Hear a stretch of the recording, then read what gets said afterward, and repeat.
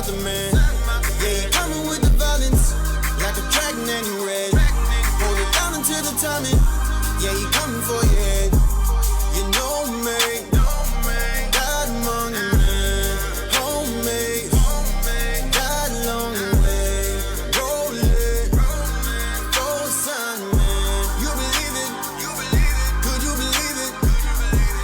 You know me, God among the men, homemade, God along the way, roll it, full sun, man. You believe it? They chase upon me, man. I see an angel coming, look like sun, man. Alpha and Omega, getting in the end. Beat like the breast, power in the sand. Hair fully wool, eye color red. Put some many waters, face intimidating. I'm coming in the clouds, my chariot's invading the land of the wicked. Years I've been waiting, the day approaching now. My anger has a flame. Yeah, I got the keys. Put it in my hand. Let the trumpet blow. Coming with the band. Let the music play. Go with your dance. Praise to the Lord. Make the world begin. All the fire upon the sky. All the peace upon the land. I'm a feed you gather round. Come and feast upon the man. All the kings upon the earth. All the princes of the land. You've been killing all my people. Now I can meet you as a man. You know me, God among the men, homemade, died along the way, rolling, bold son, man. You believe it? Could you believe it? They don't believe me. They don't believe me. I make it plain, but they still ain't convinced. Oh man, this job ain't easy. This ain't no joke. This ain't no joke. They keep playing around, they think this a game. They do not believe me. I just been watching for days. You just been stuck in your ways, hoping and looking for change. Turns out that wasn't a phase. Hey, I'm not amazed, and I don't need your praise. Hey, grinding around again and again, you stuck in a maze. Came from my spot, I'm not going a little wavy. They tryna stop me, yeah, they moving shady. You think it's bravery, I think it's crazy. Nothing can stop me, boy, nothing can faze me. Still undefeated, y'all couldn't face me. Could be whatever, man, Army or Navy. You think it's bravery, I think it's crazy. Nothing can stop me, boy, nothing can faze me. God among the men, homemade, died along the way, rolling, full sun, man. You believe it? Could you believe it? You know me, God among the men, homemade, died along the way, rolling, full sun, man. You believe it? Could you believe it? Down, pick it up, drop down, pick it up, stop it down, pick it up, drop down, pick it up. Who can stop it down? Pick it up, drop down, pick it up. Who can stop it down? Pick it up, drop down, pick it up, pick it up. Yeah, I got the keys. Put it in my hand. Let the trumpet blow. Coming with the band. Let the music play. Go with your dance. Praise to the Lord. Make the world begin. Make the world begin. Make the world begin.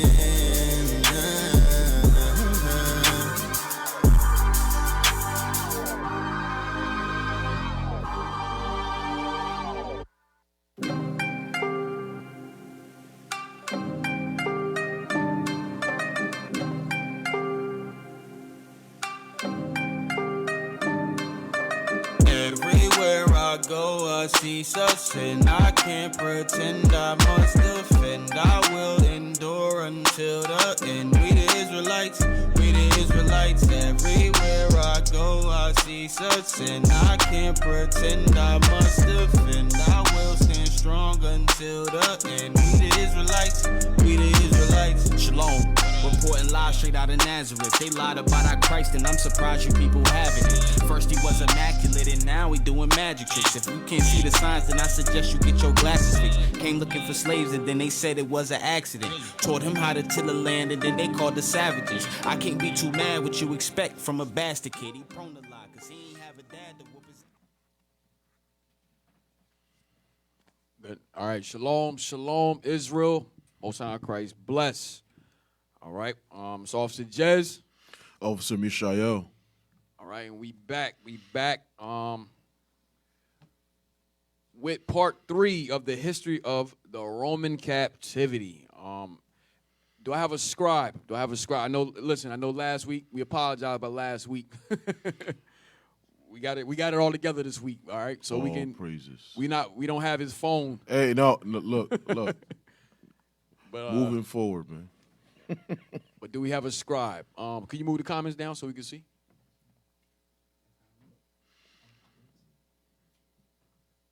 Can everybody hear me? Also, if you can hear me, type Y. If you cannot hear me, type N.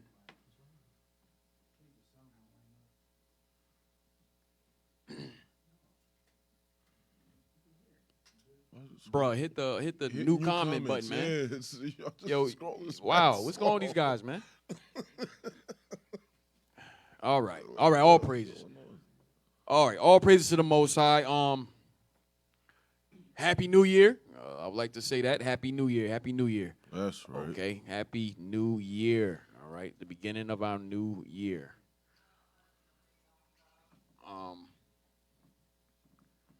So, like last week, just to do a recap. Last week we went over the what is going on?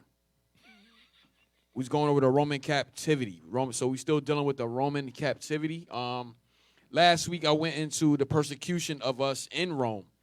Okay, in Rome and in our land. Understand that we was also in Rome. Okay, so I brought out a couple of books proving that we were in Rome. Okay, matter of fact, let's get that scripture again. Let's get was it Romans 1:7? Let's get that again. So we're gonna do a little recap. Book of Romans, chapter 1, verse 7. This is the book of Romans, chapter 1, verse 7. To all that be in Rome, beloved of God, called to be saints, grace to you and peace from God our Father and the Lord Jesus Christ. Right. So Paul says to all that be in Rome. Who was in Rome? Paul's writing to the Romans. Who are the Romans? Okay. He says to all that be in Rome, beloved of God, called to be saints. Who are the saints? Let's get that, because I know we got some new people online. Who are the saints?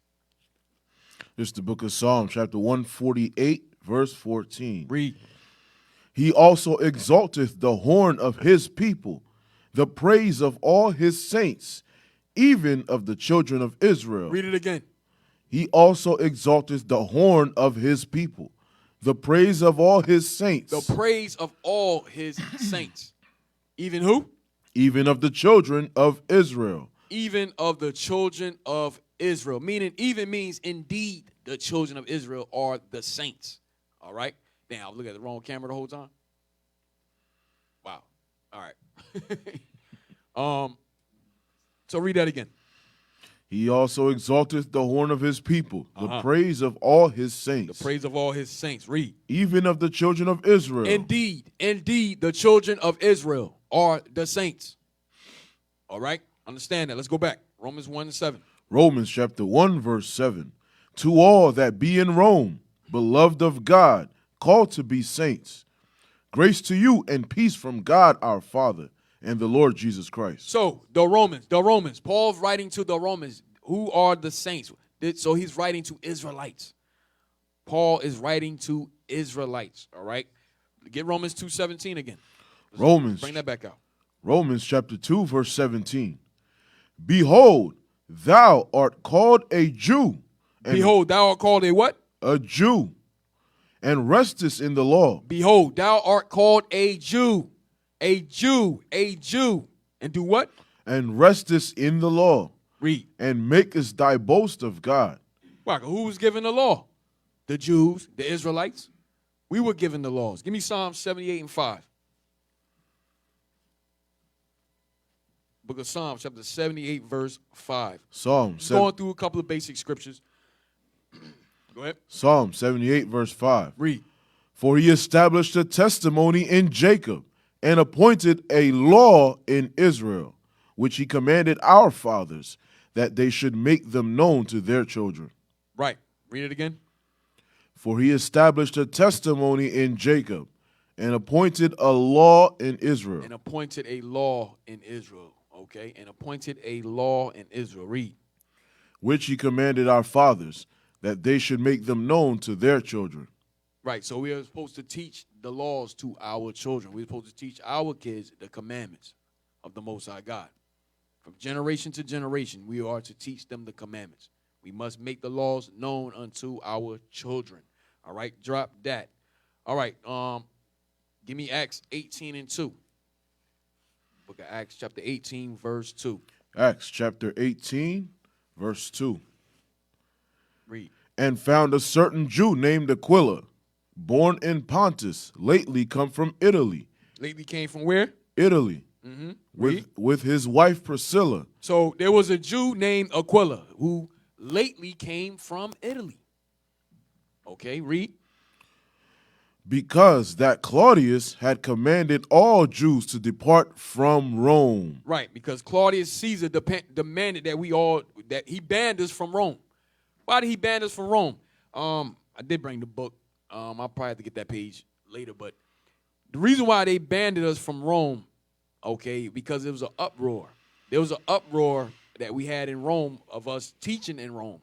So while we was on the streets teaching, okay, in Rome, our people that don't believe as they do today, that came against us, created a whole uproar.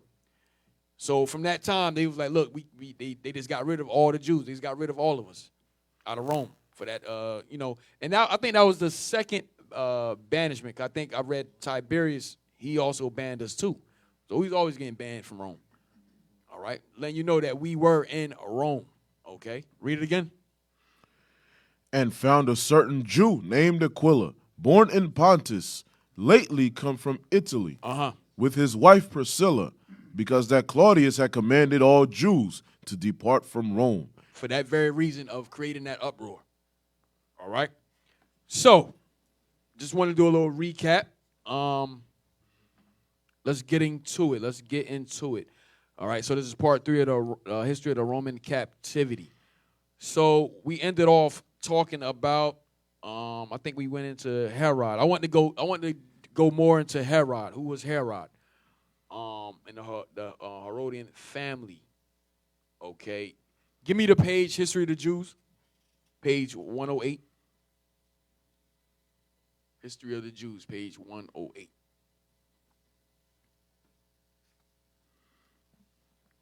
Who was Herod? Because we read about Herod. We read about Herod in the scripture, but who was he? I think I brought a book last week showing that Herod was indeed an Edomite. He was a so-called white man or red man.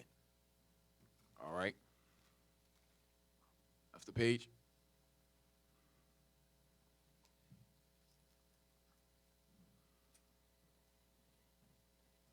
All right. Read that. This high priest Simon was an Alexandrian, the son of Boethus, and it was he who laid the foundation stone of the greatness of the house of Boethus. Jump down to the second paragraph. That's what I want. Go ahead. These despotic acts of Herod were not calculated to make him beloved by his people. Why? Because Herod ruled with cruelty. He ruled over us with cruelty. He was oppressing the hell out of us. All right? So that's why it says these despotic acts of Herod were not calculated to make him beloved by his people. Read. He was perfectly aware of their ill will towards him. Now, it's saying by his people. It's talking about us because Herod was ruler over Judea. He was a ruler in our land. So it's referring to, when it says his people, it's referring to us. All right? That's who he's referring to because he's ruling over us. But we know Herod was an Edomite, ruling over our land. He was a Roman. Read. But he was perfectly aware of their ill will towards him. Right, because we hated him. That was the ill will. We hated his guts, and we wanted him out of there. Go ahead. But as he could not crush it, he at least sought to make it harmless. Right, because meaning what? He couldn't crush the fact that we hated him. We tried everything in our power to get rid of Herod. So he's like, even though he couldn't crush it, we was probably trying to take him out. And I think we were. We were trying to take him out. Okay, read.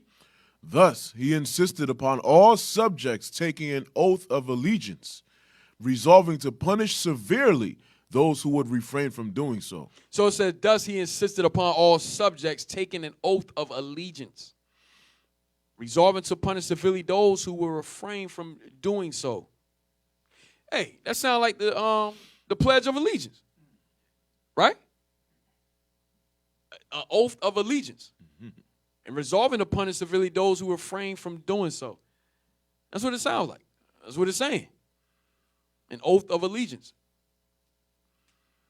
Go ahead. The Essenes. I'm going to have to look more into that. I think that's what it's referring to. Go ahead. The Essenes alone, who disapproved of oaths. The Essenes were another sect of niggas. That's who the Essenes were. They were Jews. That's a sect that we were dealing in called the Essenes. All right. Go ahead. And I'm gonna go into them too later on. I'm gonna bring up all the different sects that was out at that during the Roman captivity that we had in our land. Go ahead. The Essenes alone, who disapproved of oaths, were exempt. He had no cause for fear in their peaceful, contemplative lives. On the contrary, he warmly. So the Essenes, to sum it up, the Essenes were like monks. That's who they were. They you know how a monk lived his life? That's the Essenes. Okay, go ahead. He warmly approved of such subjects who would submit without murmuring to any law that he might choose to make. Those amongst the Pharisees who were the followers of the peace-loving Hillel seemed to have taken the required oath without hesitation, but the followers of the sterner Shammai stubbornly refused to do so. So understand, at this time we had different sects, just like you have today. You got our people in different sects. You got all these different philosophies out. You got Egyptology. You got give me some more philosophy that our people is in. You got Egyptology. You also got 5%ers. Yeah, 5%ers. So this is what's going on. This is the same thing all over again. You got these different sects that was popping up during this time. Go ahead. So he heavily taxed the refractory amongst. Oh, I'm sorry. And remember, the Pharisees came from the Assyrians. That's who they branched off from. They came from the Assyrians. Remember, and when we read it in Maccabees, the Assyrians were devoted to the law. Okay, so that's who the Pharisees come from. Go ahead. 6,000 Pharisees in all refused to take the oath of allegiance, and to inflict corporal punishment upon so great a number appeared, even to Herod, a serious matter. So he heavily taxed the refractory, amongst whom was the wife of his brother Pharos, an ardent devotee, strange to say, of strict Phariseeism.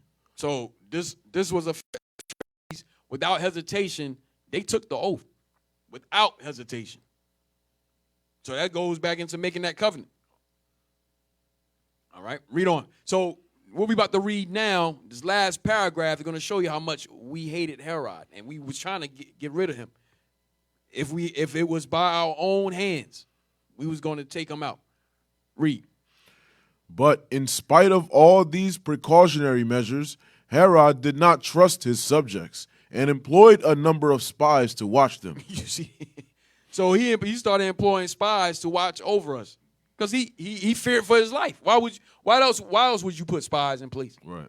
You fear for your life.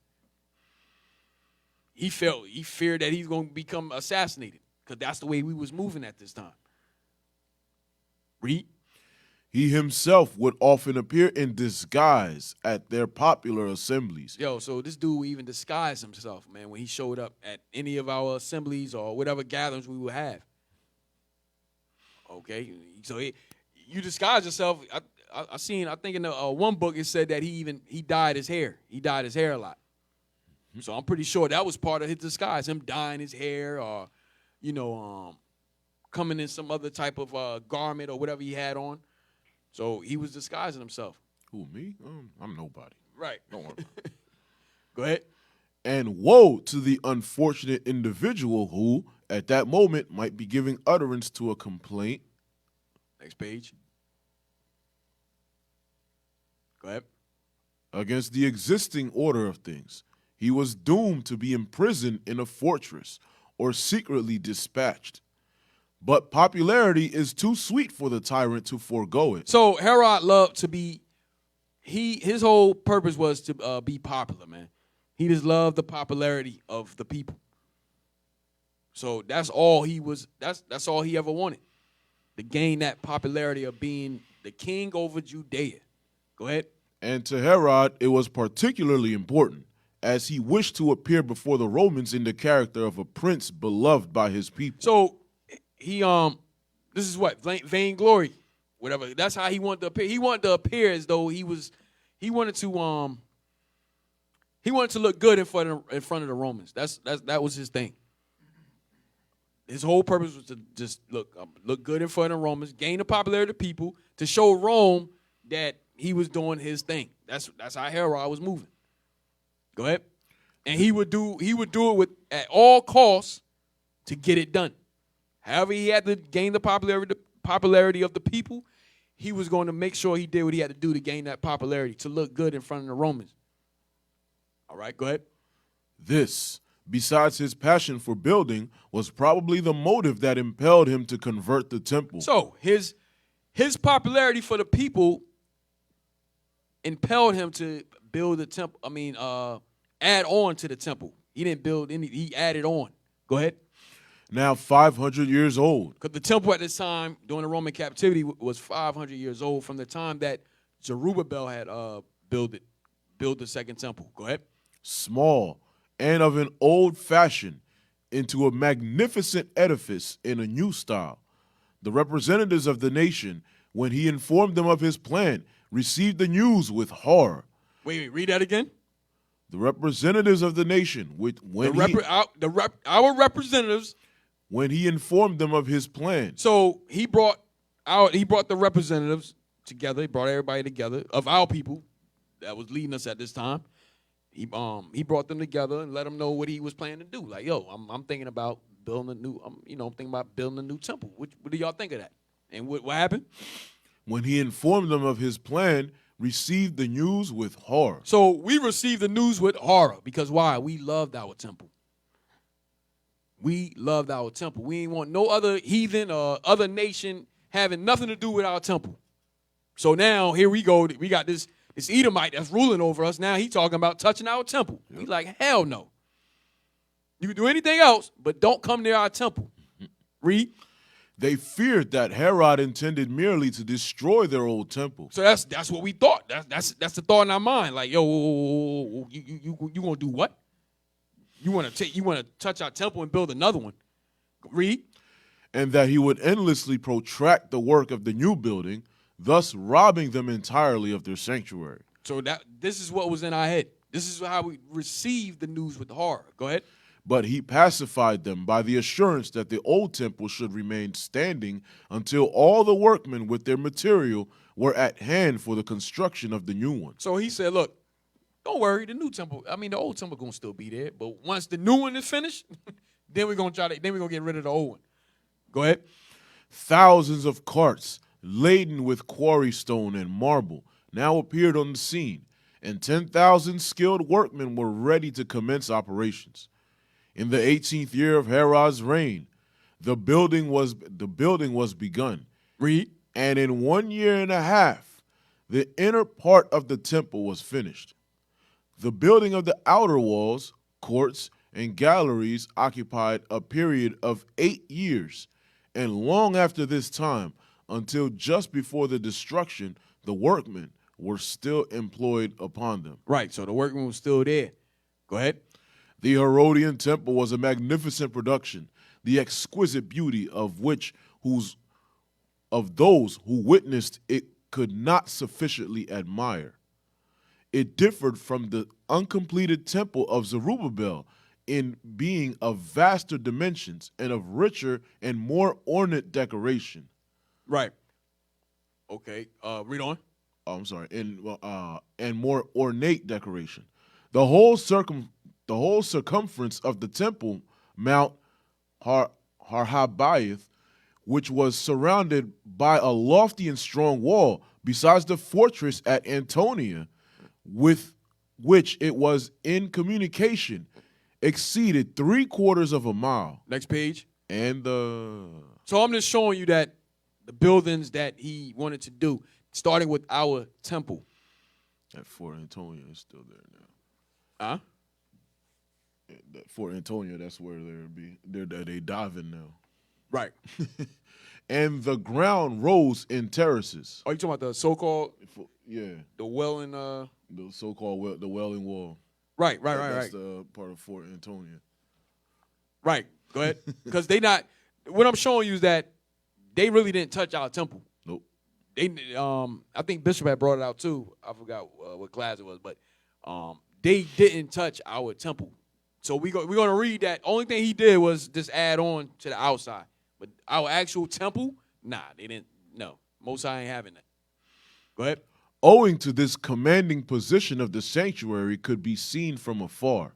The long range of outer wall protected a series of courts and galleries with their cedar ceilings and mosaic floorings. The first court was assigned as a place of assembly for the people, where the most important questions were discussed. Here, the pagan and unpurified were admitted. Here, Greek and Roman inscriptions in large characters and placed in prominent positions caught the eye of him who entered. Right. Read. They ran as follows: no foreigner is permitted to pass through this grating unto the sanctuary and its surroundings. So this is a sign we had up in the temple. Go ahead. If discovered there, he was brought the punishment He has brought the punishment of death upon himself. So there was a sign, there was a part of the temple you could not enter. You know, you have signs up that says only personnel, was it personnel only? Yeah. So there was a sign up that said, look, you cannot pass this part of the temple. And if you did pass, you was punishable to death for even passing that. Go ahead. The second court, which in former days had been protected by a wooden grating, was now shut in by a low wall. The internal arrangements. So this now listen to this. Go ahead. The internal arrangements of the temple were but little changed and consisted, as in the temple of Zerubbabel, of 3 uncovered courts and of the sanctuary, which was of a size to admit of the golden altar, the candlestick, and the showbread table, and at the extreme end of the Holy of Holies. You see that? So he didn't touch our actual temple. Okay? So all the internal arrangements of the temple were but little changed. Okay? He wasn't allowed to go in it. And consisted as in the temple of Zerubbabel, of 3 uncovered courts and of the sanctuary, which was of a size to admit of the golden altar, the candlestick, and the showbread, and at the extreme end of the Holy of Holies. All that was still good. He didn't put his hands on that. He only dealt with the outer portion. Read on. But the outer parts of the sanctuary vastly outshone those of the old temple. That's all he did. That's all he did. He never came close. He never touched our actual temple. He just built around it. It's modification. Yeah, he just modified it a little bit. Go ahead. Its walls were of snow-white marble, and as they rose on the highest summit of the Temple Mount and towered above the outer walls and their fortifications, they presented a beautiful and striking appearance on all sides. Right. So, all right. So enough of that. What page was that? 110? Yes, sir. That's page 110? All right. So what we're showing you is that, look, Herod didn't actually touch our temple. He just modified it, built around it. Okay, everything was still the same as when Zerubbabel had built it. All right. Give me page 114. Page 114.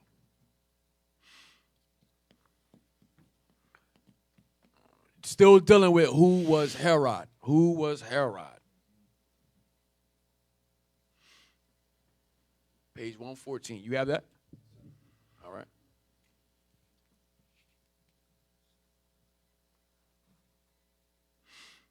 What the hell? It's spam. It's spam. Oh, bruh. All right. Need to get blocked real quick. All right. I got the page. With the page. Okay. Why he getting that? Give me Matthew's 2 and 1. Why they getting the page? Book of Matthew, chapter 2, verse 1. This is the book of Matthew, chapter 2, verse 1.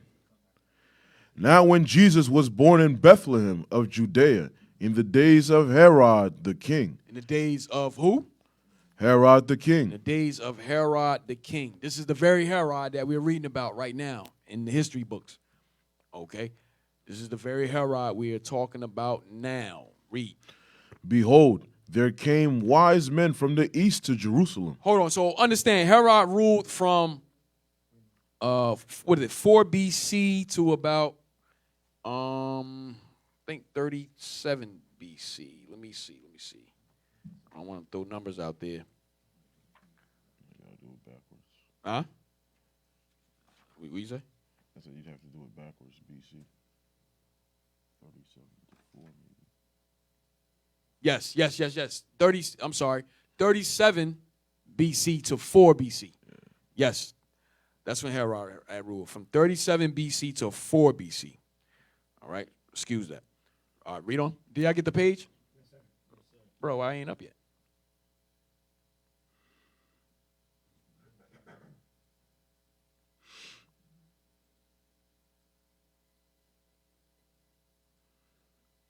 Thank you.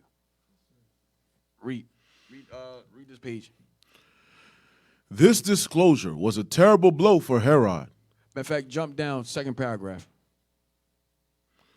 Such constant and frequent alarms brought Herod, who had nearly reached his 70th year, to his deathbed. All his hopes were frustrated, and the result of so much labor, of so much guilt, of so much bloodshed, had become hateful to him. Right, because he ruled with cruelty. He ruled us with cruelty, man. He oppressed the hell out of us. To the point that we even went to the emperor at the time, which was Augustus Caesar. We even went to him. We appealed to him like, yo, look, man, we can't have this guy ruling over us, man. He oppressing the hell out of us. So we petitioned to get rid of him. Oh, at the time you had the zealots. I'm gonna get into them too, who's going to pretty much take him out. Go ahead. In which of his surviving sons could he have confidence? For the third time he altered the succession and resolved that the throne should belong to his youngest son, Antipas I. Okay, so these are Herod's sons, right? Go ahead. His miserable state of mind, which might have made him gentler and more merciful, only led him into still greater cruelty. An unimportant rising on the part of some hot-headed youths called forth from the aged monarch an act of retaliation. Wait, read this again. Read it again from the top. His miserable state of mind. His miserable state of mind, which might have made him gentler and more merciful, only led him into still greater cruelty. So it says his miserable state of mind, which might have made him gentler, more merciful. So you thinking, this dude's 70 years old, he would be in a better mindset. But it says that, it says which might have made him gentler, more merciful unto his subjects, which was us. Only led him into greater cruelty. It only made him worse. He turned up the heat on us. Go ahead. An unimportant rising on the part of some hot-headed youth. So wait a minute. This is what I want here. Unimportant rising on the part of some hot-headed youth. So you had some youngins, some youth that was coming up, probably about late teens, early 20s. Some hot-headed youths. Go ahead. That couldn't. These are the youths you see today.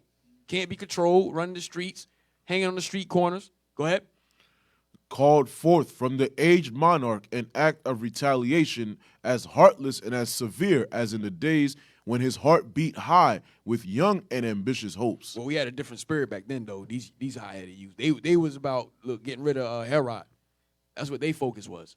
Yeah, so it says an unimportant rising on these dudes today. They just dumb. Distracted. Yeah, distracted. It says an unimportant rising on the part of some hot-headed youths called forth from the aged monarch an act of retaliation. So he was going to take them out. These young guys that was coming up, they was getting stuff together to take Herod out, to assassinate him. Read.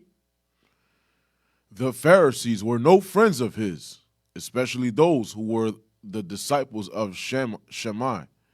He therefore kept a suspicious eye upon the members of the Pharisaic schools, and the Pharisees on their side continued to incite the youths of... So, y'all got to move this. Yeah, come on, man. So it says, and the Pharisees on their side continue to incite the youths of their following against their monarch. So the Pharisees was enabling the youths. They was enabling them to do what they was going to do to Herod. Go ahead. On their side, continue to incite the youths of their following against their monarch, whom they termed the Idumean and the Roman. You see that? Who they termed the Idumean and the Roman. Why? Because Herod was an Edomite. The word Idumean just is Greek for Esau, for Edom, and the Roman. Read. This they were able to do without incurring any danger to themselves, for they clothed their words in a metaphorical... Next page. Read. In a metaphorical garb, applying the denunciations of the Hebrew prophets of old. So they pretty much they used metaphors when they spoke. So they was witty and smart with the way they spoke. So they had to use code words. Right. They had to use code words when they spoke. Okay, so nobody knew their plans and so forth and so on. So they that's how they spoke to each other. Go ahead. So I guess you could say they had their own little dark sayings amongst each other. Go ahead. Inside jokes and all that. Yeah. Applying the denunciations of the Hebrew prophets of old to the Idumean nation to express what they felt for Herod and his family.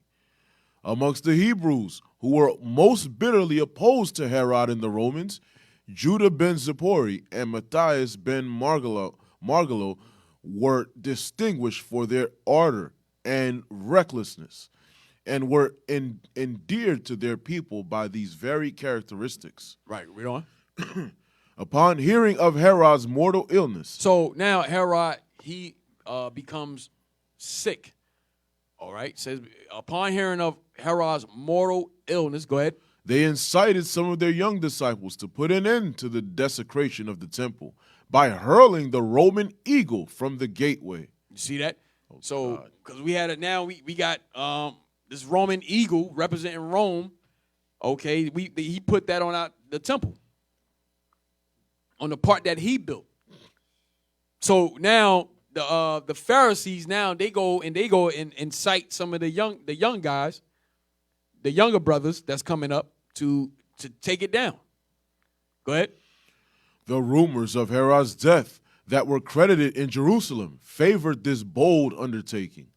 A number of youths armed with axes rushed to the temple gate, scaled it by means of a rope ladder, and cut down the eagle. At the news of this rebellious... Wait, I missed something. It said the rumors of Herod's death that were credited in Jerusalem. So there were rumors going around saying that, he's dead. So that's how they incited the young brothers to go and take down the eagle. He wasn't dead yet. That was a rumor that was going around. But that's how they moved them to go and take down the Roman eagle. Go ahead. At the news of this rebellious action, the captain of the Herodian guard sent his troops to the spot, and they succeeded in capturing the 2 ringleaders and 40 of their followers. Damn, there's 40 of them. Go ahead. Just ran him right into a buzzsaw. Right. They were brought into the king's presence, and the sight of these new victims revived his exhausted vitality. At their trial, which was conducted in his presence, he was forced to hear much that proved how incapable he had been in breaking the stubborn will of his people. The prisoners fearlessly confessed what they had done, boasting proudly of their performance and replying to the question as to who had incited them to such an action. You see how the young guys, you see how they work? They boasted proudly of their performance and replying to the question as to who had incited them to such an action. So now they're looking for a confession. Like, yo, who told y'all to do this? Go ahead. The prisoners fearlessly confessed that what they had done, boasting proudly of their performance, and replying to the question as to who had incited them to such an action, the law. They said the law. Because why? We look at, that was an idol sitting up on top of our temple. So they said, look, the law. Go ahead. They were all burnt alive as desecrators of the temple. Damn. But Herod was to be punished more effectually by eternal justice than would have been possible had he been arraigned before the severest earthly tribunal. Yo, read that again. Read that again. But Herod was to be punished more effectually by eternal justice. So listen, it said, but Herod was to be punished more effectually by eternal justice. That's justice from the Most High. Go ahead. Even the pleasure. No, read from the top again. But Herod was to be punished more effectually by eternal justice than would have been possible had he been arraigned before the severest earthly tribunal. Even the pleasure that was granted him before he entirely succumbed to his loathsome malady, the delight of being able to order the execution of his son. Well, the word malady, let me see what that word means. Pull up definition of malady. I don't know what that word is. Illness. Illness? Okay. Some kind of, when you're diseased. Let's get the definition on that. And let's get Matthew chapter 2. Read Matthew chapter 2, start at verse 1. Come on, man. What's going on, man? I'm trying to get the sound down. Matthew 2, verse 1. But now when Jesus was born... Hold on. Let's read this definition right here. A malady. Malady, a disease or disorder of the animal body. And definition's going. All right. Told by a physician. So it's a disease or a disorder. Right. It says told by his physicians that he had a fatal malady, meaning what? A disease. All right. And we're going to read about that in the scriptures. What happened to Herod? All right. Take that off. So it's a disease or a disorder. Go back to the page.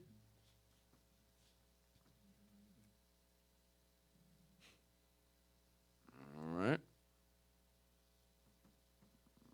Bottom paragraph. Let's read that again. So now we have some understanding of what a malady is. Go ahead.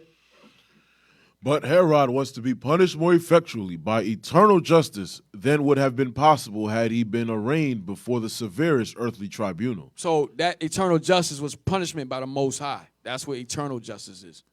Go ahead. Even the pleasure that was granted him before he had entirely succumbed to his loathsome malady. So his loathsome disease. Go ahead. Fatal disease. Go ahead. The delight of being able to order the execution of his son. So this dude was still at it, even though he dying with a fatal disease. This dude is still executing people. Go ahead. Was soon followed by a paroxysm of pain in which he nearly caused his own destruction. Damn.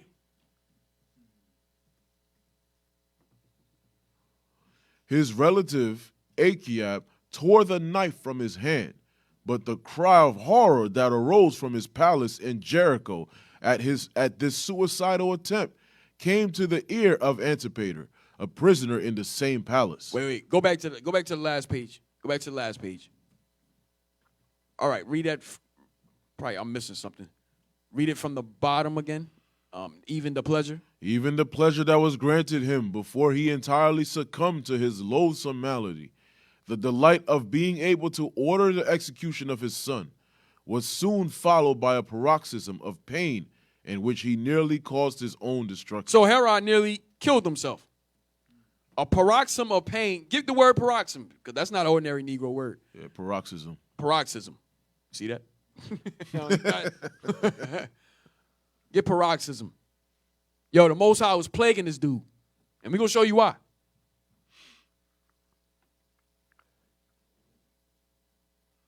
P-A-R. Paroxysm. Like peroxide. O-X. There you go, right there. Right there. Paroxysm. Paroxysm, a sudden attack or violent expression of a particular emotion or activity. Meaning he was crazy as hell. That's all that meant. A paroxysm of weeping. It says a spasm. Damn. Yeah. Matter of fact, read the synonyms. Yeah. Spasm, attack, fit, burst, bout, convulsion. So my man had Tourette's or something. That's what we reading. A sudden attack or violent expression of a particular emotion or activity. That's a demon, man. Schizo.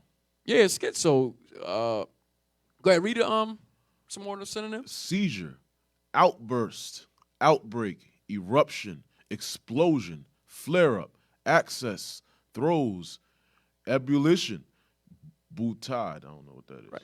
Go to outburst. Click on outburst. Outburst, a noun, meaning a sudden release of strong emotion. So that's you see people. You ever see somebody that just they just snap on you? It's just unpredictable. It's unpredictable, man. They just snap. And you like, yo, where the hell that come from?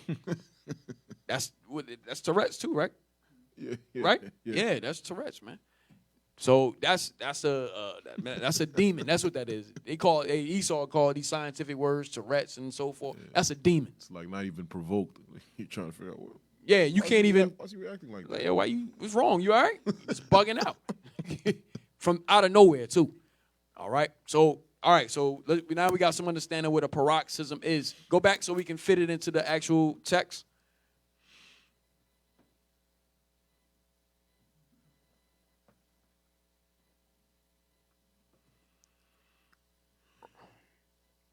All right.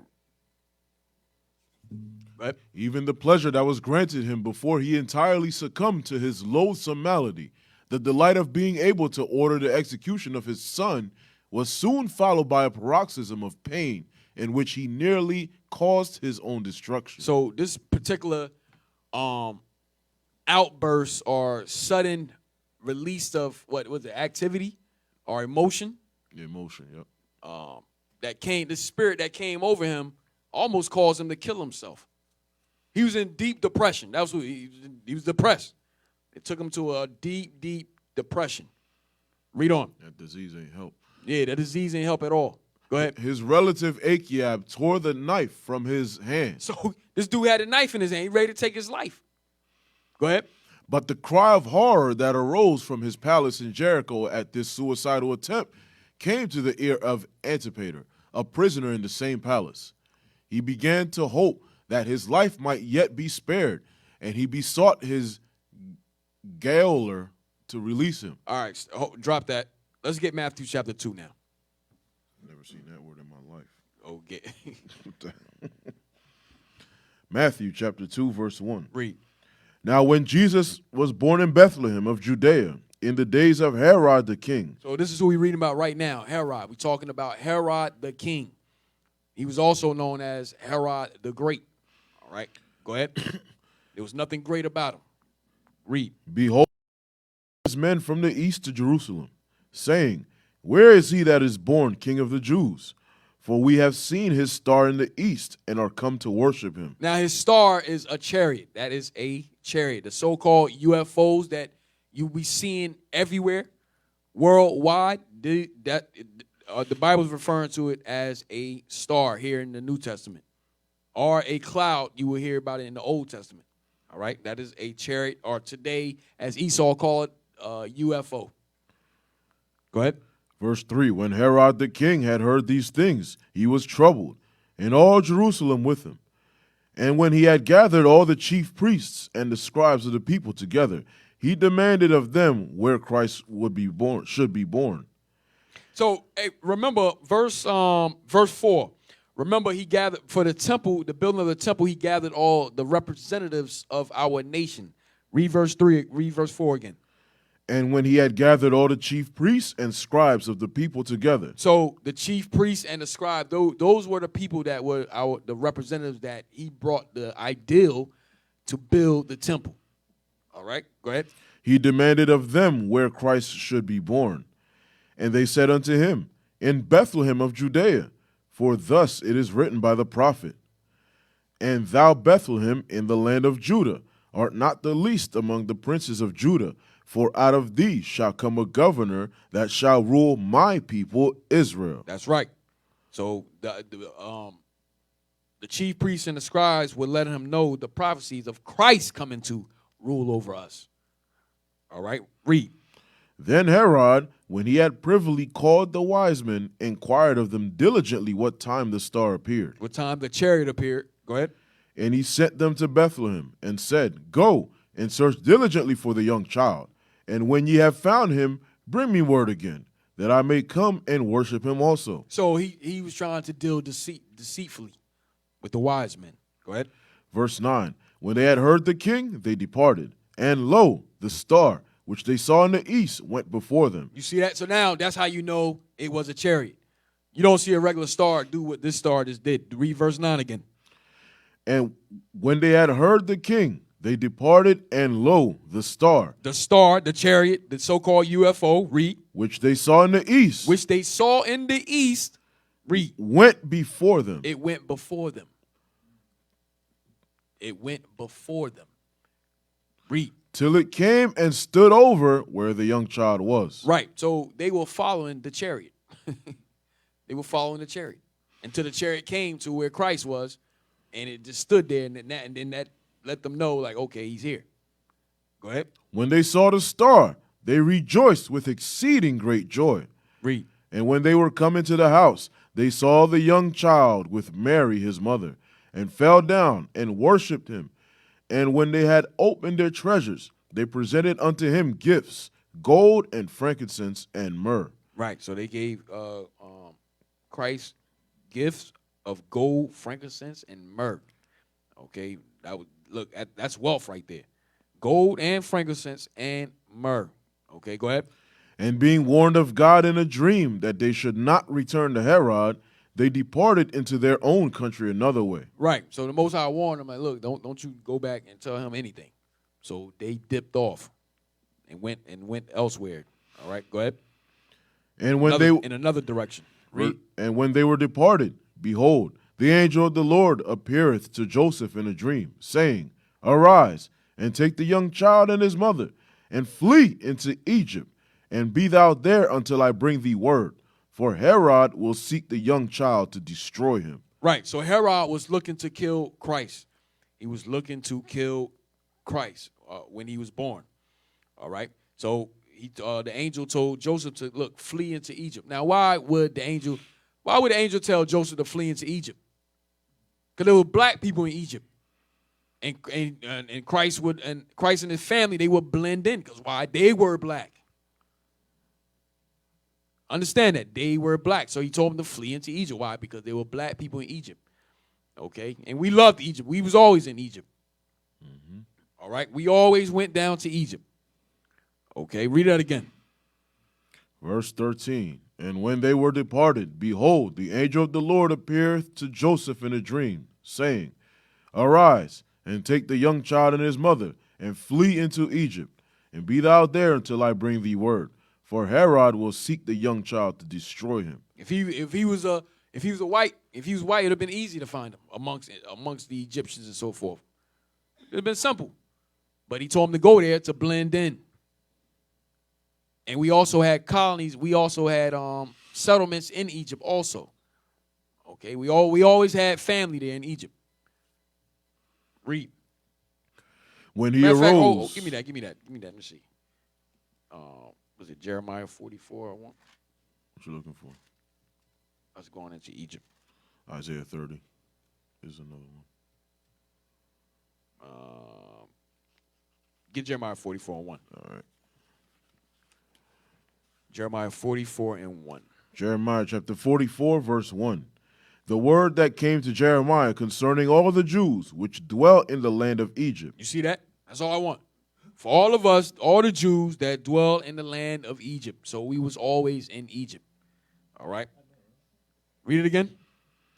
The word that came to Jeremiah concerning all the Jews which dwell in the land of Egypt. Read on. Which dwell at Migdol, and at Taphanes, and at Noph, and in the country of Pathros, saying, Thus saith the Lord of hosts, the God of Israel, Ye have seen all the evil that I have brought upon Jerusalem, and upon all the cities of Judah, and behold, this day they are a desolation, and no man dwelleth therein. Right. Give me Isaiah 11. Isaiah 11 and 11. I'm just showing you examples of us. We was always in Egypt. Isaiah 11 and 11. And it came to pass in that day, and it shall come to pass in that day, that the Lord shall set his hand again the second time, to recover the remnant of his people, which shall be left from Assyria, and from Egypt. And from where? Egypt. And from Egypt. And from Egypt. Read. And from Pathros. And from Pathros, which is lower Egypt. Read.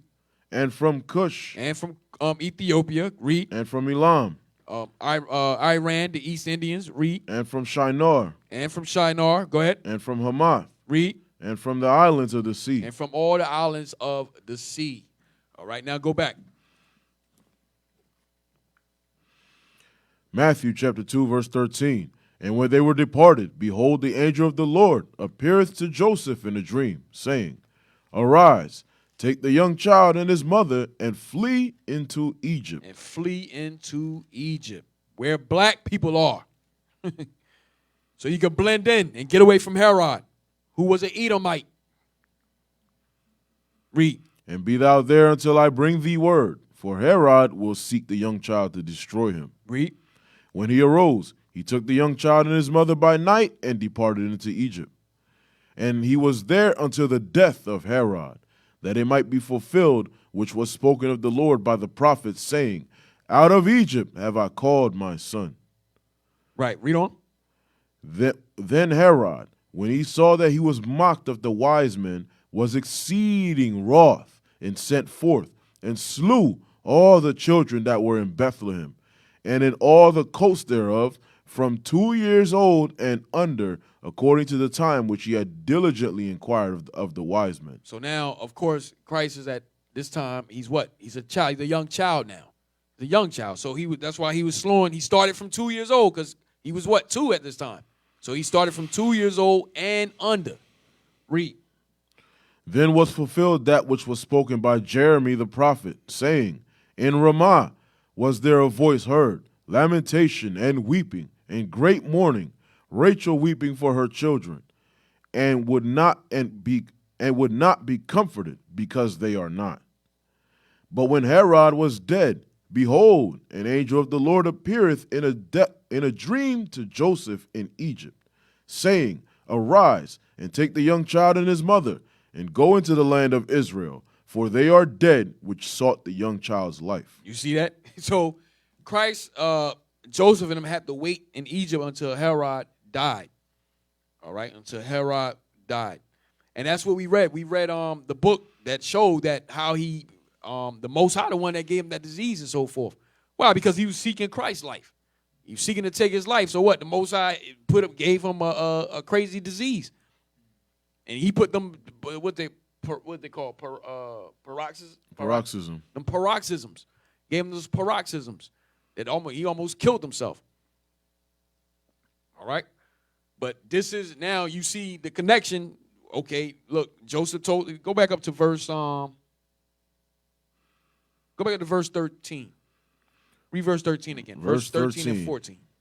And when they were departed, behold, the angel of the Lord appeareth to Joseph in a dream, saying, Arise, and take the young child and his mother, and flee into Egypt, and be thou there until I bring thee word. For Herod will seek the young child to destroy him. When he arose... So listen, wait a minute. So the angel said, look, be thou there till I bring you word that when he dies, you can come back. So the angel, so he's gonna bring him word. Look, Most High gonna kill him, and then we gonna come back, and y'all can come back. I mean, then I'm gonna come back, and then y'all able to come back into the land. Read on. When he arose, he took the young child and his mother by night and departed into Egypt. And he was there until the death of Herod. You see that? And then they were there until the death of Herod. All right, they were there until the death of Herod. All right. So with that, let's get Grazel, page 97, 98. Is that what I want right now? Page 97, 98. Grazel.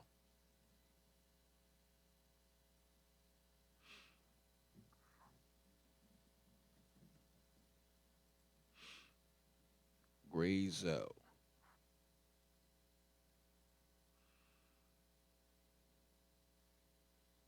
All right, go down.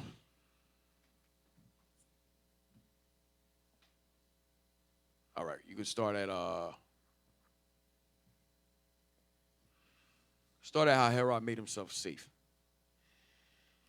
How Herod made himself safe. One of Herod's first acts was the execution of 40 prominent Sadducees. By committing this political murder, he achieved two purposes. He rid himself of dangerous opponents, and he filled his pockets. With the What's going on? Go ahead. With the confiscated wealth of the executed men, he was able to pay the bribes he had promised the Roman soldiers, and still have enough left to pay the mercenary army with which he surrounded himself. Most of this army consisted of Jews from the diaspora. Damn, wait a minute. Read that again. Most of this army consisted of Jews from the diaspora. It said, one of Herod's first acts was the execution of 40 prominent Sadducees. By committing this political murder, he achieved two purposes. He rid himself of dangerous opponents, and he filled his pockets. With the confiscated wealth of the executed men, he was able to pay the bribes he had promised the Roman soldiers, and still have enough left to pay the mercenary army with which he surrounded himself. Now it says most of this army consisted of Jews from the diaspora, those of us that was Hellenized. Remember, we were scattered. So these are not those of us that was in that grew up in our land. Nah, these were those of us that came from the diaspora. Read. Herod did not trust Jews from his own land. You see, so he went and got us from the diaspora. He didn't trust us in the land that he was ruling over. He said, "No, I'm gonna get y'all. I'm gonna use y'all, but I'm getting y'all from different lands." Okay, so you remember we scattered everywhere. We was in Greece. We read Isaiah 11:11 of where we're at. So he got us from those places. Go ahead. He was in constant dread lest the Jews rebel against him in favor of the Hasmoneans, and he therefore rid himself of the remaining members of the family. First came the turn of young Aristobulus. Right. Remember we read about John Hyrcanus and Aristobulus, the Hasmoneans, okay, who derived from the Maccabees. All right, so this is Aristobulus and John Hyrcanus here. Okay, Aristobulus is John Hyrcanus' grandson. Go ahead. First came the turn of young Aristobulus, Herod's own brother-in-law, who was found drowned in a pool of one of the royal palaces. Right, so this is Herod's own brother-in-law. Why? Because he married his sister. His sister name was Miriam. Miriam or something like Miriam. I'm going to say Miriam. Go ahead, read on. Then old Hyrcan returned. Old Hyrcan is John Hyrcanus. Go ahead. Returned from Parthia at Herod's invitation, was accused of plotting treason and executed. Herod's favorite wife, Miriam, succumbed to the intrigues of Herod's sister and was executed despite Herod's undoubted love for her. Damn. Go ahead. Some years later, he killed his own two sons by Miriam on suspicion that they were plotting against him. Man, this dude was crazy. Go ahead.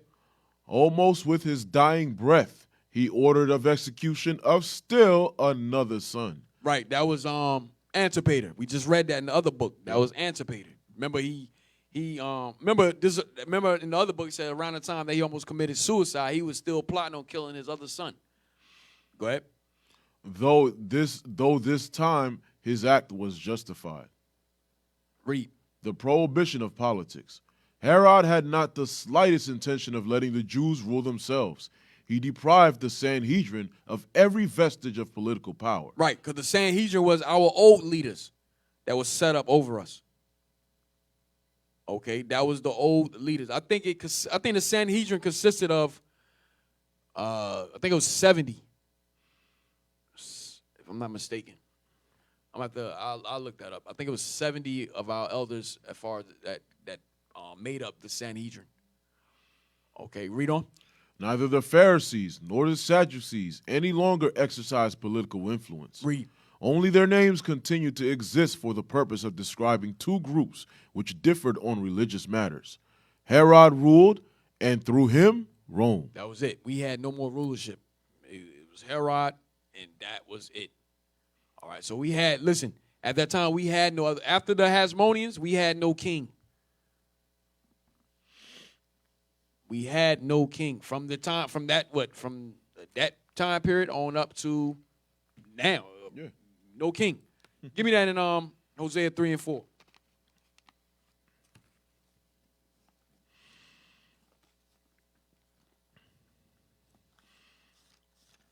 Remember, Deacon had brought out a class. What was the class? The one about the immaculate deception. A couple weeks ago, or last month sometime, and he was showing how our last king was Jeconiah, I think it was. Our last king that we had. All right, then after that was it. Okay, read that. Hosea chapter 3, verse 4. For the children of Israel shall abide many days without a king, and without a prince, and without a sacrifice, and without an image, and without an ephod, and without teraphim. Right. So, with teraphims and a teraphim is small images of carvings. But so it was said that we will abide many days without a king and without a prince. Okay, so from that time period of the Roman captivity, okay, up until pretty much now, we had no king. All right, we had no king, and we were without a prince. All right. As far as on the throne of the king of the house of David, all right, of that lineage, of that royal lineage. Okay. Read it again. For the children of Israel shall abide many days without a king, and without a prince, and without a sacrifice, and without an image, and without an ephod, and without teraphim. Right, and without teraphim. All right, go back to the page.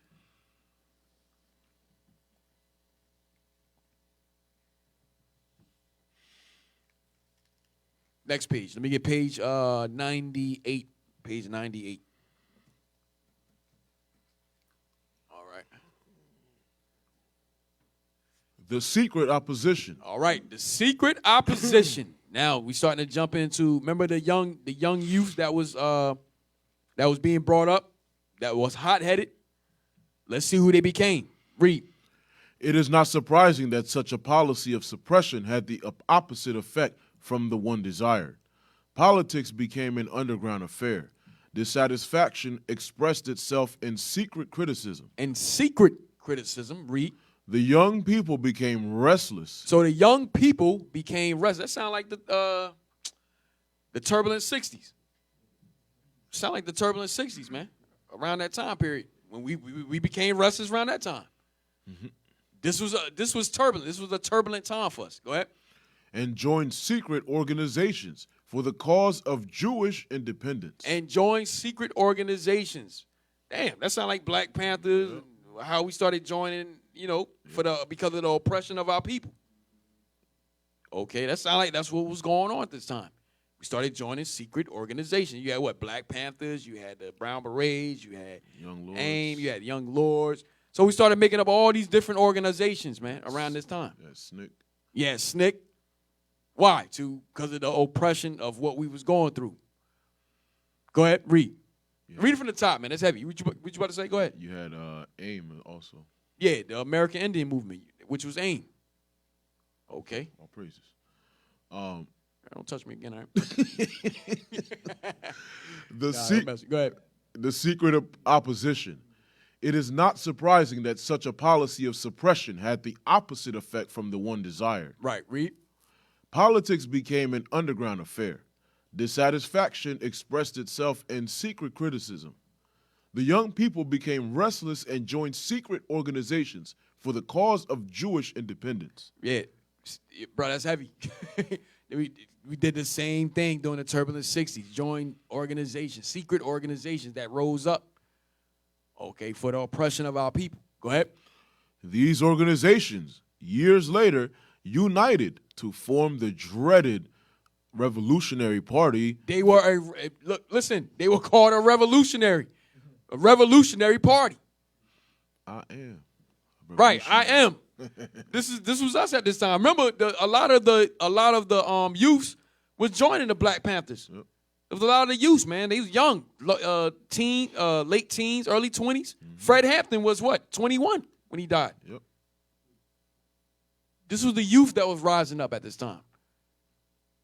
Go ahead, read it again. These organizations, go ahead. These organizations, years later, united to form the dreaded Revolutionary Party, the Zealots. The Zealots. So these organizations, that first sprouted up amongst us in our land, amongst our people, years later united to form the dreaded Revolutionary Party, the Zealots. So from the secret organizations, we all came united together one, and we formed the Zealots. Go ahead. Despite the calming influence of many Pharisees, there were thousands who were ready to riot and rebel whenever an occasion presented itself. Damn. So we was ready to rock and roll whenever it was need be. Okay. Because at this time we was doing what? We was taking up arms and so forth and so on. Go ahead. Herod was an efficient ruler and knew how to maintain peace by ruthlessness. Read. Numberless spies ferreted out what the opponents of the king were plotting. By means of torture, Herod extracted confessions from guilty and innocent alike. So he was taking in whoever to get information about the Zealots and what they were planning to do, because he knew his own life was at stake. So he was trying to do whatever he could to save his own life. Look, we was coming for him. Go ahead. Naturally, the more plots were uncovered against him, the greater became Herod's sense of insecurity. So now he bugging now. He like, he don't know who to trust. Paranoia. Go ahead. That in turn resulted in greater ruthlessness and more bloodshed. So all he knows is, look, I just got to get rid of people. I just got to start taking people out. That's all left for him. He thinking that's all left for him to do. The men that's around him, he know he can't trust. Yep. Okay, so now with his insecurities, I'm going to just start killing. It is what it is. Read. Oh, you my right-hand man, huh? Right. What's in that drink? I get my own drink now. You don't trust nobody. Nope. Read. Everyone was under suspicion. Look, you see that? Everyone was under suspicion. Even his right-hand man. Read. And everyone lived in mortal fear. For their life. Because this dude was crazy, man. You ain't know if you was going to live or die messing around with Herod. Walking on eggshells. Right. Do I want this part? Let me see. Go up. Nah, you could drop that. So I wanted about the Zealots. Give me page, I think I gave you page 102.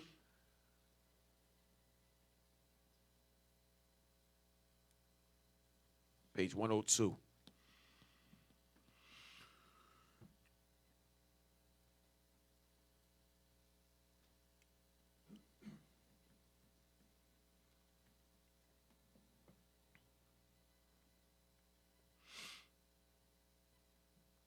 All right.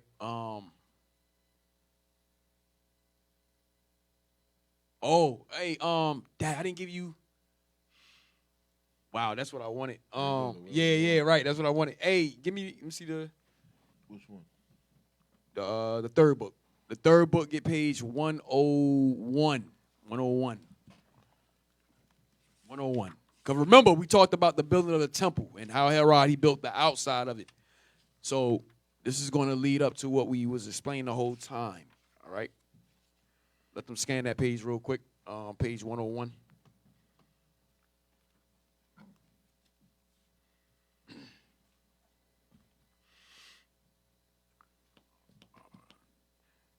All right, yeah. So what we showing you is who Herod was that was ruling over our land. Okay, remember the scriptures said they called him Herod the Great. All right. So when you read Matthew 2, that's who Matthew 2. When you read Matthew chapter 2, that's who it's referring to. It's referring to Herod, the one we're reading about right now. All right, this is Herod the Great, or Herod the Idumean, or the Edomite. Okay. You got that? Hey, man, talk. All praise to the Most High. I do see somebody's comment saying nothing new under the sun. That's what we must understand. Nothing is new. Everything that you're seeing here, the elements of what happened during the ancient Roman Empire, you're seeing the same things happening in this extension of the Roman Empire called Babylon the Great, this place, America. Right. Yeah, that was heavy, man. That was heavy. I didn't even know that was there. The fact that we rose up just like we did in the 60s. Right? We rose up and we took up arms and we started a whole revolutionary party. Started groups, all of that. Started secret organizations and all of that, man. So that was heavy. That parallels with how it went down in the 60s. And COINTELPRO, because Herod was sending spies Yes. in those organizations, Yes. infiltrations, all of that. That was COINTELPRO, right. That was COINTELPRO. To the point he just couldn't trust nobody because, look, we was coming for him. Yep. Believe that. We have the page? All right. Bring it up.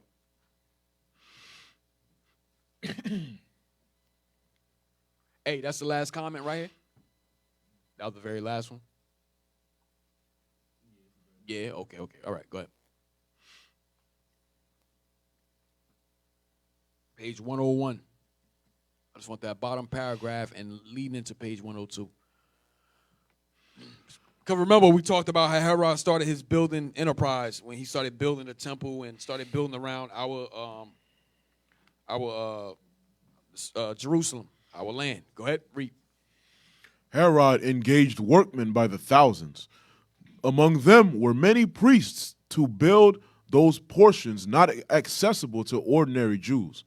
The work was started by leveling larger portions of the Temple Mount so that the new building might be erected on a broader base.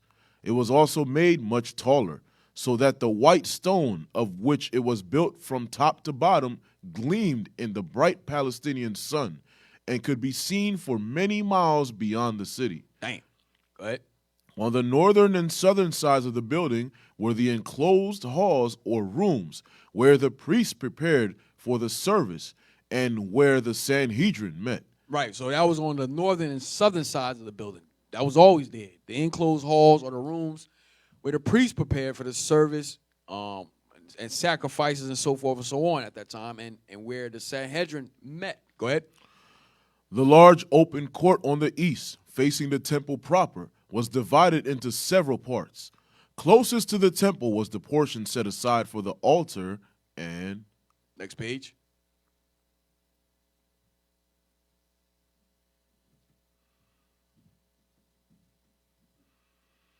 And the officiating priests. Next to it was the court for the Israelites who came to watch the service. By the side of that was the gallery for the women, and behind it was the court of the Gentiles. The whole area was surrounded by a wall. So, whoa, read it slow. Said next to it was the court for the Israelites, for us, who came to watch the service. By the side of that was the gallery for the women, and behind it was the court of the Gentiles. Read on. The whole area was surrounded by a wall. So that whole area, the whole area of that surrounded the temple. No, the whole area of the temple was what? Surrounded by a wall. So that whole area of the temple was surrounded by a wall. So the temple was surrounded by a wall. Read. This is the wall. This is the wall. Read. Part of which remains to this day, known as the Wailing Wall, To what? to which Jews have gone on pilgrimage during the subsequent centuries of exile. So the so-called Jews that's over there now, that's what they bowing down to or praying to their God to, the Wailing Wall, because our temple was destroyed. Our temple was destroyed. So the wall that's up that they humping, Davening, so they say. Yeah, they're literally humping. that they're humping or whatever, that's the Wailing Wall. That's the wall that surrounded the whole temple. All right? Okay, so that's the wall that was up. Our temple was, after 70 AD, our temple was gone. There was no more temple. Not a brick left. Not a brick left.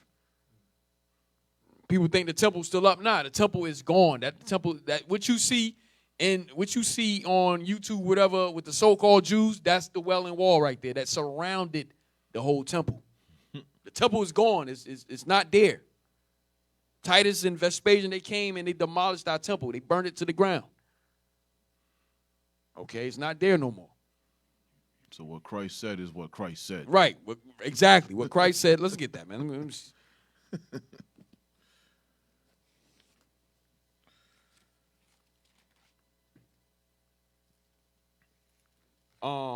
Is it Matthew 24? Matthew 24. Look at it.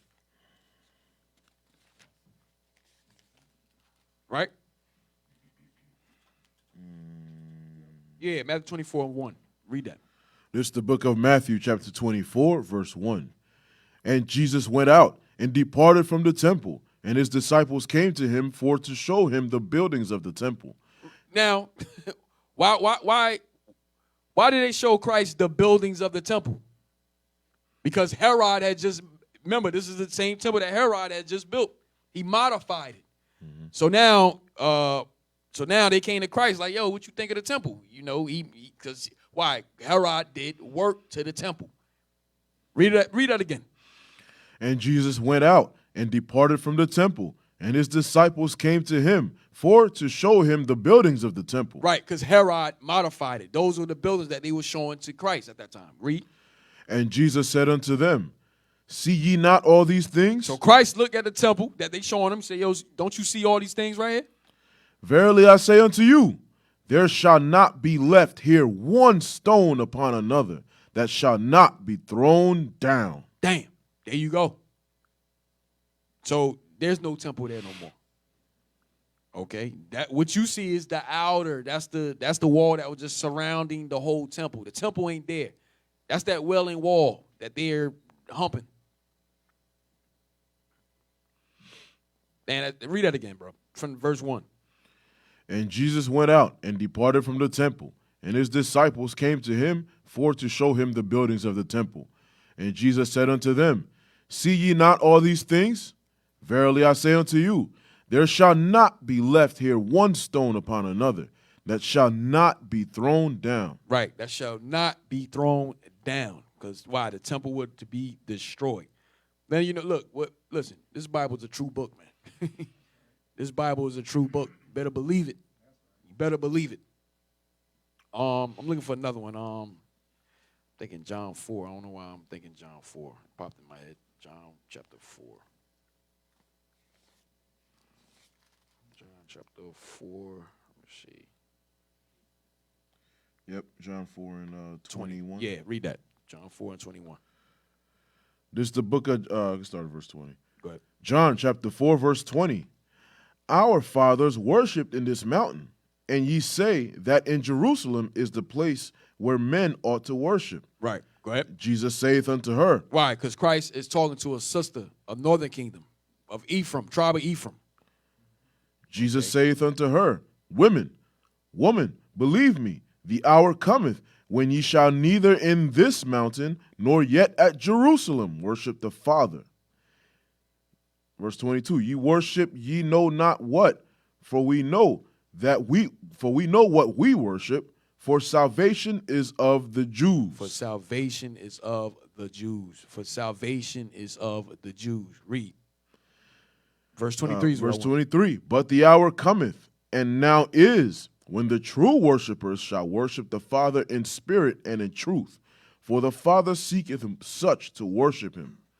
God is a spirit, and they that worship him must worship him in spirit and in truth. Right. Nah, we wanted verse 21, right? Verse 21 is the point. Yeah, read it again. I missed it.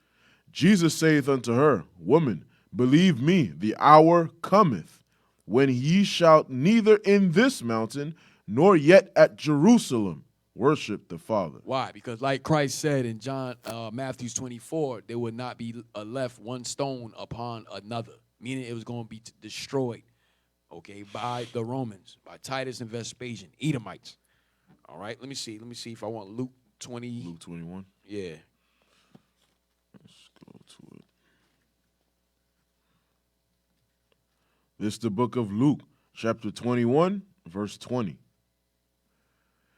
And when ye shall see Jerusalem compassed about with armies, then know that the desolation thereof is nigh. The desolation of what? Our temple. The desolation of our temple. And us being destroyed out of Jerusalem, out of our homeland. Read.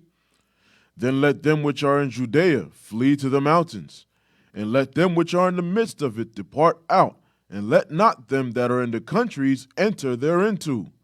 For these be the days of vengeance, that all things which are written may be fulfilled. Written where? In Deuteronomy 28.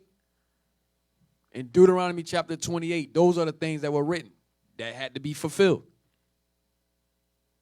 Okay? Even us coming over here on slave ships. That had to be fulfilled. It happened. Read. But woe unto them that are with child. All right, that's it on that. So understand, this Bible is a true book, man. Understand that. All right. Where we go back to the page 102.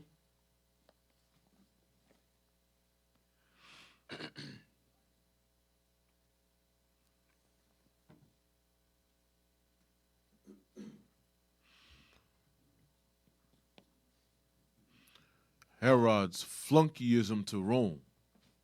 You want that? Yeah, read that. Let me see. Go up. Go down.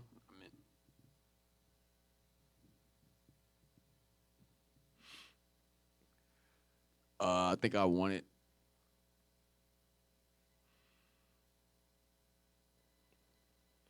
Yeah, 'cause we already dealt with it. Give me Herod in history. Herod in history. Herod was an excellent king in certain respects. He maintained external peace in his land. He developed ports and encouraged commerce. He beautified his own and neighboring countries.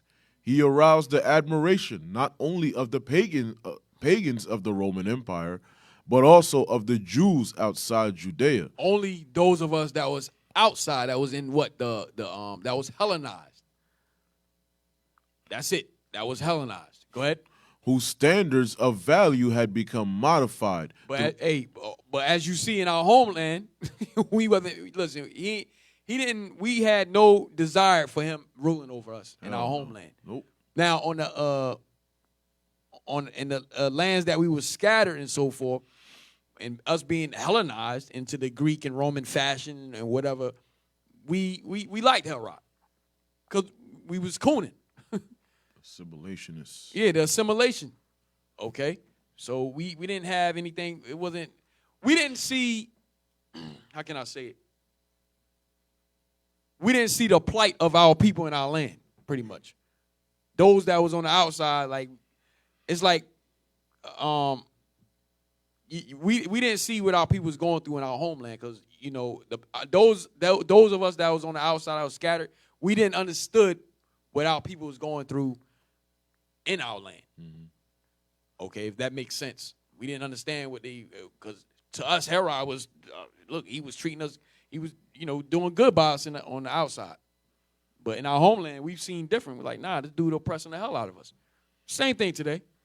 You got those of our people that's cooning and assimilated and so forth. They don't see the oppression.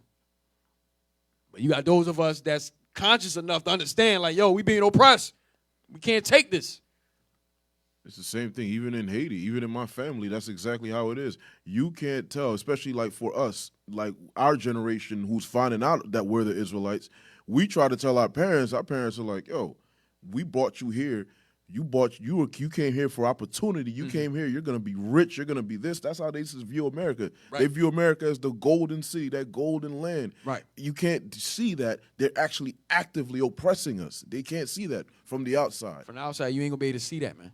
Till they get here, we get here, and then we're realizing, oh shoot, yo, this place is evil as hell hell. no. Right. So the same thing going on. Right. Read on. Herod and his Go ahead. You read. I'll read it again. Herod was an excellent king in certain respects. He maintained external peace in his land.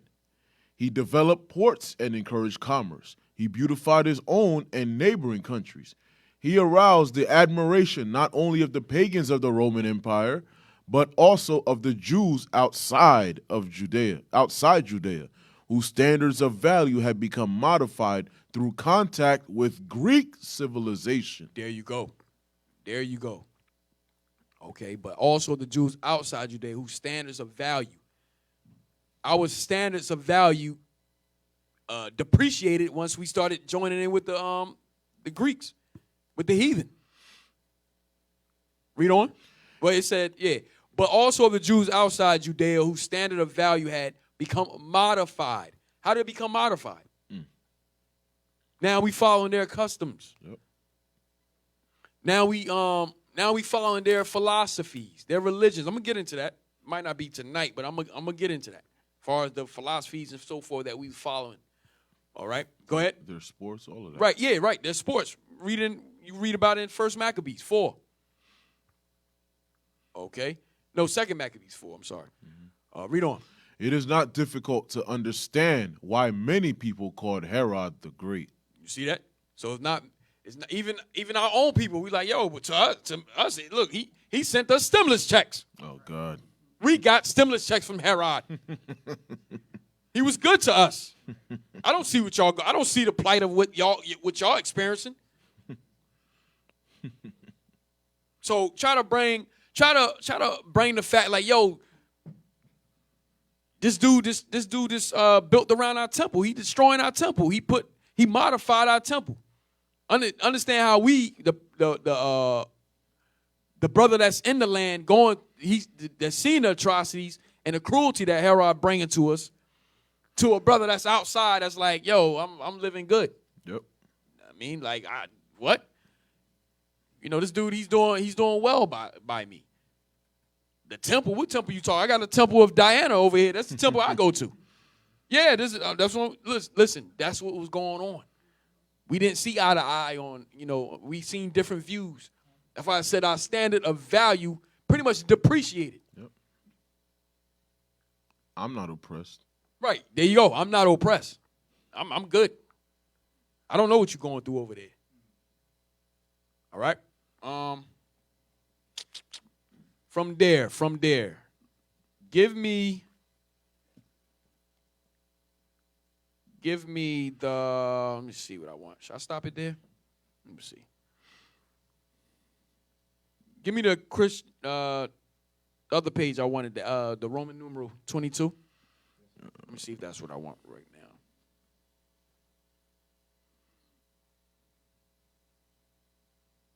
No. Drop that. And then I'm gonna end it here. Give me the Herodians.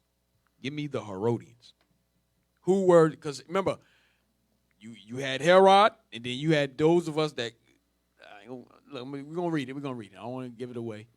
We're gonna read it. You had those of us that were called the Herodians. Some real coonery.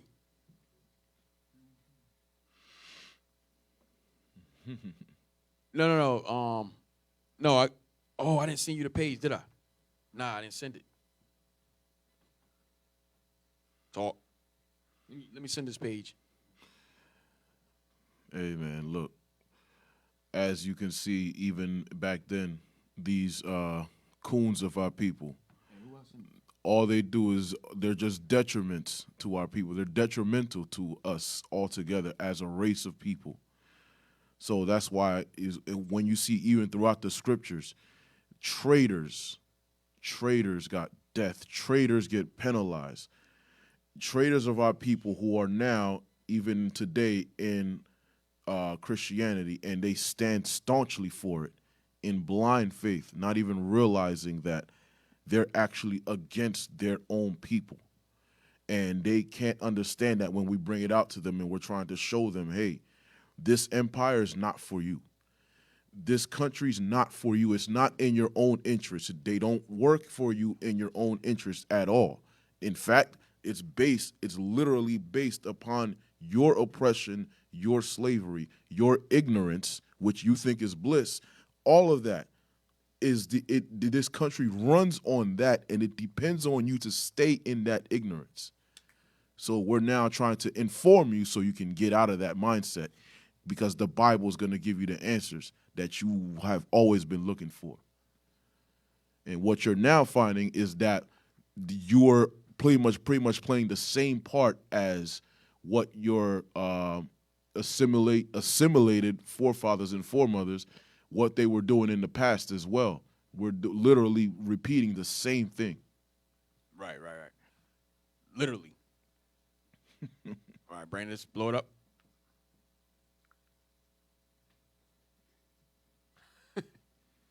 Read. All right, read that. The Herodians, 7, right? Yeah. The Herodians were rather a political faction than a religious sect of the Jews. So the Herodians were a political faction than a religious sect of the Jews. Go ahead. They derived their name from Herod the Great, king of Judea, to whose family they were strongly attached. Damn, you see that? This is coonery to another level right here. To whose family they were strongly attached. Strongly. Go ahead. I know her personally. They were Right. they were distinguished from the other Jewish sects, first, by their concurring in Herod's plan of subjecting himself and his people to the dominion of the Romans. Whoa, read that again. Let me tell you, when I say coons, these are some coons right here. These are your Christians. Yep. These are your black leaders. Okay? This is who they were. Read it again from the top. The Herodians were rather a political faction than a religious sect of the Jews. They derived their name. So hold on. So these are people that rose up in ranks as far as politics. Go ahead. They derived their name from Herod the Great, king of Judea, to whose family they were strongly attached. They were distinguished from the other Jewish sects. Why? Why were they distinguished from the other Jewish sects? First, by their concurring in Herod's plan of subjecting himself and his people to the dominion of the Romans.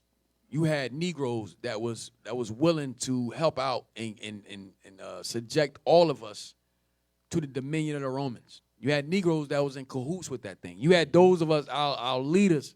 These are our political black leaders. Yeah. Making covenants with them. Making the covenant. There you go. Making a covenant with death. Read it again. Or go back to where you were. They were distinguished from the other Jewish sects, first, by their concurring in Herod's plan of subjecting himself and his people to the dominion of the Romans. Right. And secondly, in complying with the latter in many of their heathen practices. You see that? And complying with the latter, with the Romans, in many of their heathen practices. These were flat out niggas, man. And you have a lot of our people walking around today that's doing the same thing. A lot of our black leaders doing the same thing. Go ahead. Starting with white Jesus. Right. Yeah. Yes. Which came from Rome.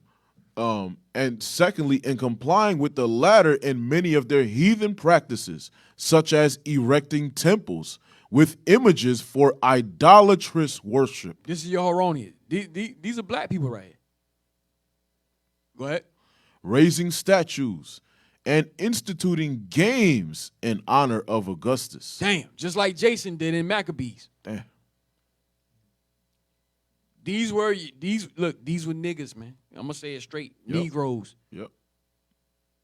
Okay? These are your Christian leaders. Your Al Sharptons, your Jesse Jackson. Your Jesse Jacksons, your Creflo, your TDs. This is who this is. And a lot of your sports stars. Mm-hmm. Okay? Sports stars, celebrities, and so forth. This is them. Who you had that was allied with Trump? Was it Lil Wayne or somebody? He was one of them. Who? And Kanye. These are your Herodians, man. Read on. Which symbolizing with idolatry upon views of interest and worldly policy is supposed to have been a part at least of the leaven of Herod, against which Jesus Christ cautioned his disciples. Mark chapter 8, verse 15. Mm-hmm. Consequently, they were directly opposed to the Pharisees, who, from a misinterpretation of Deuteronomy, what's that? 17. No. Yeah, it's 17. 17, verse 15. Maintain that it was not lawful to submit to the Roman emperor or to pay taxes to him. Right. Damn. Like that. Yeah, Right. That's what Deuteronomy 17, 15. Right. But You should have choose should be a king from among your own people. right. Read. But Herod and his followers, understanding the text to exclude only a voluntary choice and not a necessary submission where force had overpowered choice, held an opinion directly contrary and insisted that in this case it was lawful both to submit to the Roman emperor and also to pay taxes to him. How keen then must have been the malice of the Pharisees against Christ when they had united with their mortal enemies, the Herodians, in proposing to him the ensnaring question whether it was lawful to give tribute to Caesar or not. Wait a minute. Hey, be mindful. The same thing can happen again today, where our enemies unite with each other. Yep. Remember, they hate each other, but they will unite for one common how you say it? Common enemy. They would unite together to take out the one common enemy. They all have one common enemy. All right, let's get that in Mark 3 and 6. They was opposed to each other's views, but to take out Christ, they came together. They united together. This is the book of Mark, chapter 3, verse 6. And the Pharisees went forth and straightway took counsel with the Herodians against him. They're enemies. Remember, they are enemies. They are enemies. They oppose their views. They oppose each other's views. Go ahead. How they might destroy him. But to take out Christ, they united together to do what? To destroy him. Yo, listen, the same is going to happen again. It's going to happen again. It's happening now. Or starting to happen. Crazy. All right. With that, listen, I'm going to end the class there. All praises. Like I said, I'm going to continue going into it next week or the week after.